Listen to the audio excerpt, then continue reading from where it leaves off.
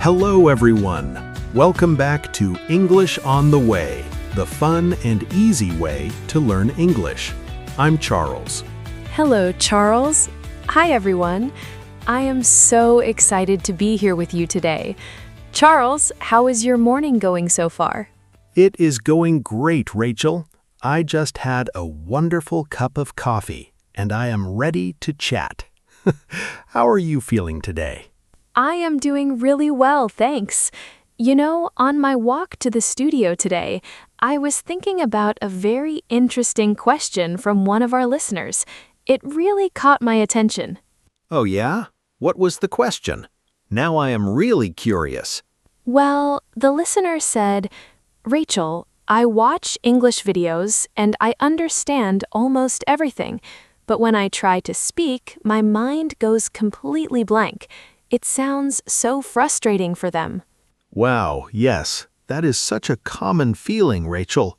Exactly, so many learners understand English very well, but speaking feels like a huge wall in front of them. Totally. Why does that happen, Charles? Why is it so easy to understand, but so hard to actually open our mouths and speak? That is the million-dollar question. Well, think about listening and speaking as two completely different muscles in your brain. Different muscles? That's an interesting way to put it. Do you mean we practice one muscle more than the other? Exactly, Rachel. When you listen, your brain is just recognizing sounds you already know. Recognition is a passive skill, and it is much easier for our brains to do. Oh, I see. It's like listening to a favorite song. You know the melody and you understand the words when you hear them, but singing it yourself is a whole different story. That is a fantastic example. Yes, speaking is an active skill. You have to create the sentences from nothing, which takes a lot more energy and focus. That makes so much sense. So learners should not feel bad or stupid when they freeze. It's just a natural part of how the human brain works. Absolutely. You are not stuck and you are not failing. You just need to train the creation muscle, step by step. I love that mindset. But Charles, I noticed that many learners do something extra that slows them down. They try to translate everything in their heads first. Oh yeah, the translation trap. That is a huge roadblock for fluent speaking. When you translate from your native language, your brain is doing double the work. For sure. First, you think of the idea in your first language, then you search for the English words, and finally you try to speak. No wonder people feel exhausted and slow. Exactly right. And during those few seconds of translating, you start to feel nervous. You think people are waiting for you, so your mind just freezes. I know, right? It feels like a traffic jam in your head. So, how do we stop the traffic jam? How can our listeners start thinking directly in English? Well, we have some really cool practical tips today. These are not just basic rules. These are simple habits that will change how your brain processes English every single day. Ooh, I am excited.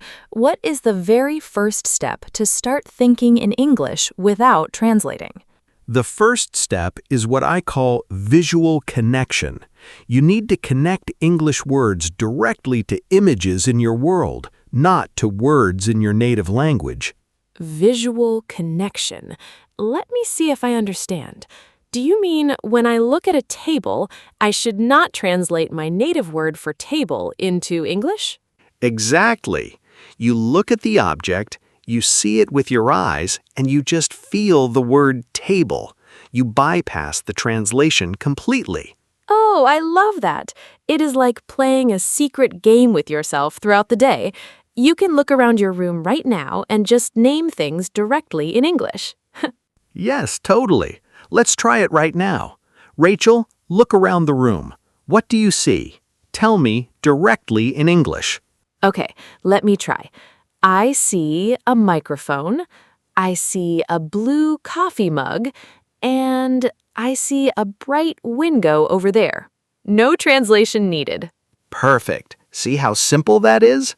When you do this every day, your brain learns that English words belong to real objects, not just to a dictionary. That is such a powerful habit. But what about thoughts and actions, Charles? We do not just look at objects all day. How do we practice thinking in complete sentences?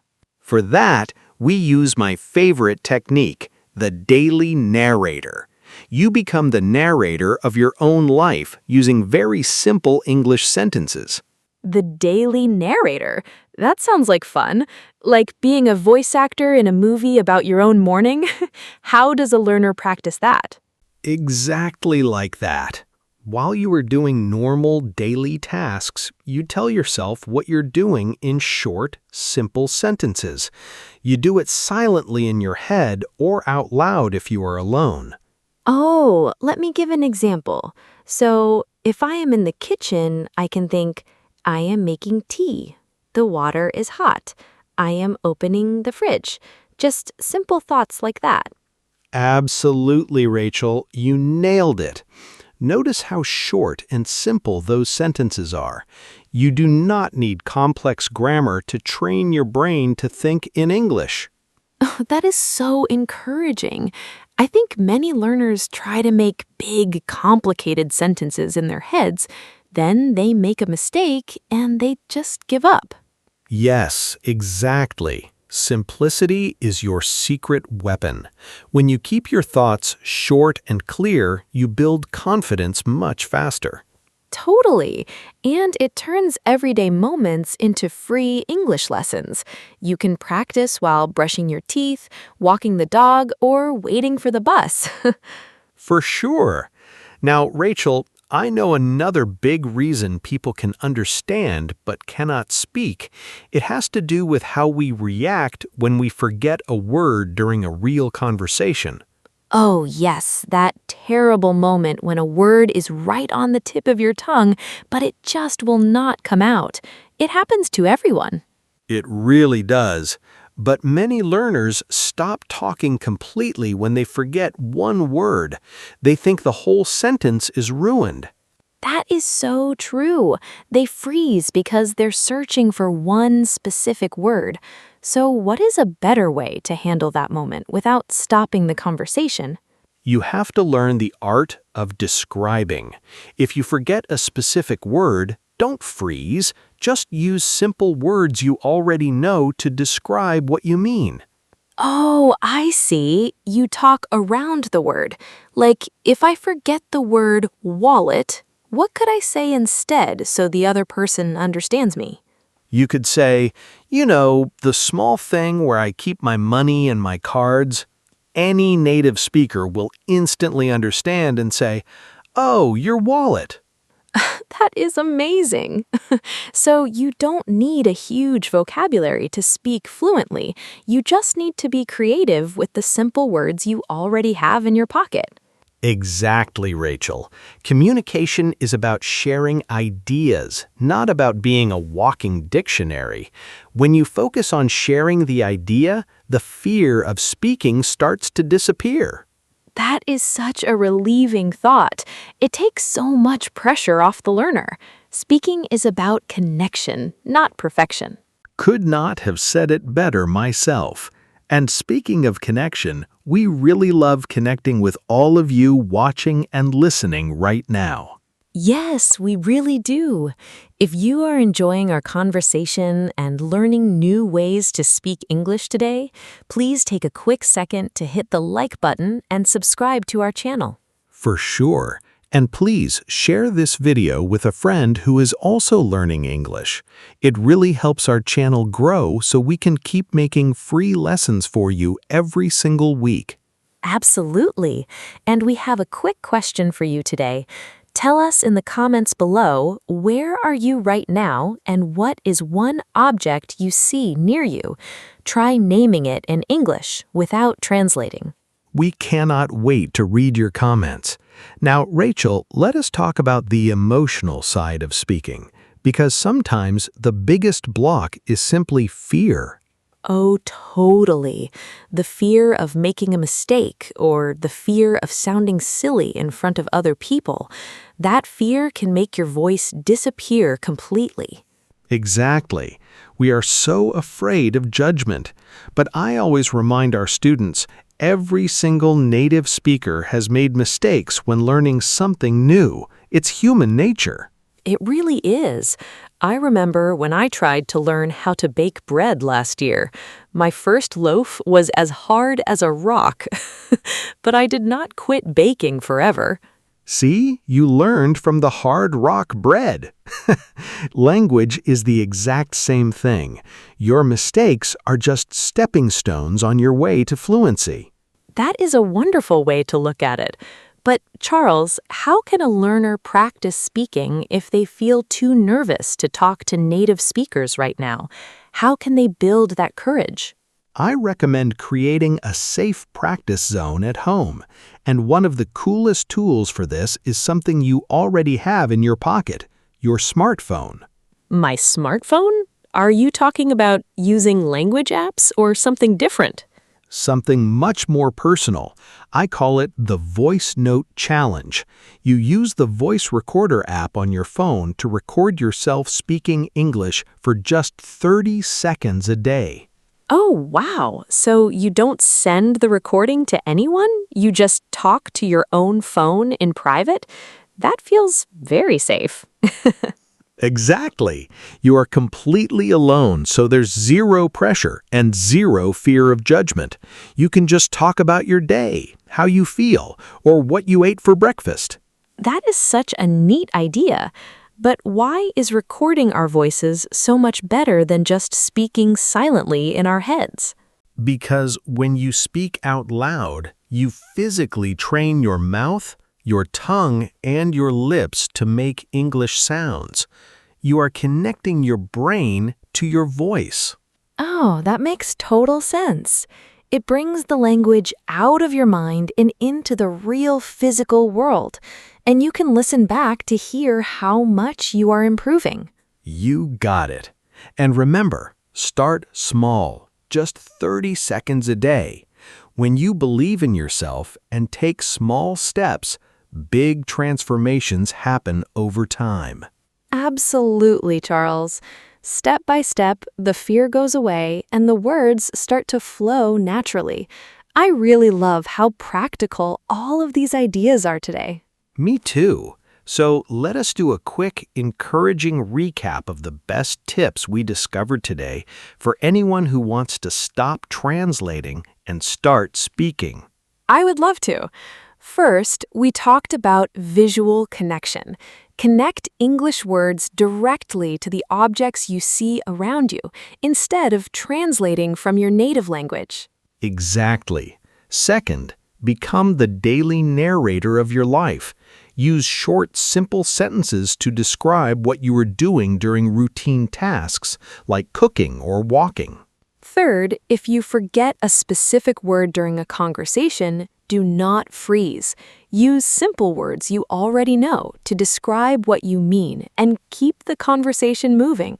And finally, use the Voice Note Challenge. Record yourself speaking for 30 seconds a day in your safe zone at home to build your speaking courage without fear. Those are such wonderful habits. If our listeners practice these tips every day, I know they will start feeling the difference very soon. For sure. And to show everyone how natural and simple this looks in real life, let's jump into a fun, practical exercise together. Oh yes, let's do a real-life demonstration right now. We will show you how to use simple words, how to handle hesitation, and how to keep a conversation going without fear. Exactly. Imagine we are two friends meeting at a coffee shop on a sunny afternoon. Let's begin. Hey Rachel, it is so great to see you today. How is everything going? Hi Charles, it is wonderful to see you too. Everything is going well, thank you. I'm just a little bit tired today, to be honest. Oh really? Why are you feeling tired? Did you have a busy morning at work? Well, let me see. Yes, I had many meetings today, and then I went to the store to buy what is the word? The small green vegetables that look like little trees. Oh, do you mean broccoli? I love broccoli. Yes, exactly, broccoli. See, I forgot the word, but I just described it. Anyway, I cooked a big lunch, and now I'm ready to relax with some nice tea. That sounds like a wonderful afternoon, Rachel. You know, I'm really glad we met up today. It's always so nice to chat and share simple stories with you. Me too, Charles. I love our chats. And for everyone listening at home, did you notice what happened when I forgot the word broccoli? Yes, you didn't panic and you didn't stop talking. You just used simple words like green vegetables and little trees to share your idea. Exactly. And Charles understood me immediately. That's the real power of communication.